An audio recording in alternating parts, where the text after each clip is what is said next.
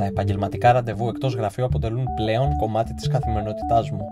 Από γραφείο σε συναντήσεις, από συναντήσεις πίσω ξανά στο γραφείο και αργά το απόγευμα επιστροφή στο σπίτι.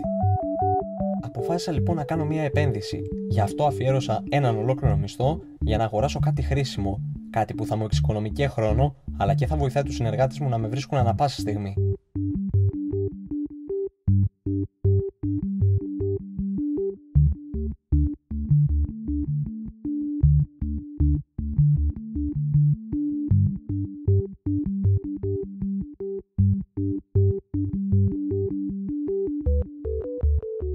Είμαι ανυπόμονος να ανοίξω το κουτί και να πιάσω στα χέρια το πρώτο μου κινητό τηλέφωνο. Νομίζω ότι είμαι από τους λίγους που έχουν κινητό στην Ελλάδα.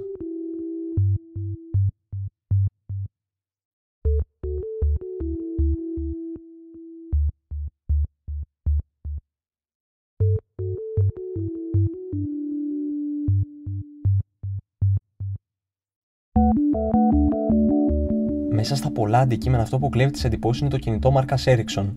Έχει εύκαμπτη κεραία, οθόνη και 4 βασικά κουμπιά στο κάτω μέρος της οθόνης. Ανοίγοντας το πορτάκι έχουμε πρόσβαση και στα υπόλοιπα κουμπιά της συσκευής. Η μπαταρία νικελίου καδμίου μαζί με την εφεδρική της βρίσκεται σε ξεχωριστό σημείο. Σε αυτό το χαρτάκι μπορούμε να διαβάσουμε κάποιες επιπλέον λεπτομέρειες για αυτήν.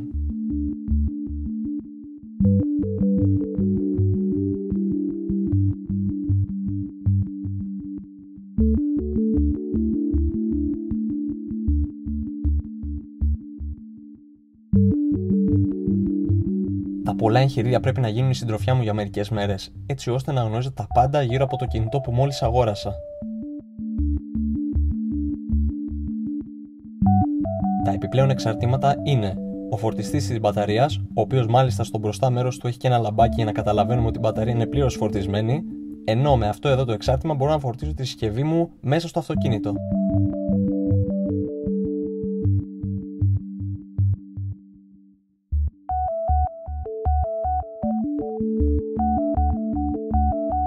Πολλές γνώσεις μπορεί να μην έχω, αλλά πιστεύω πως τουλάχιστον μπορώ να δυναμώσω τον ήχο.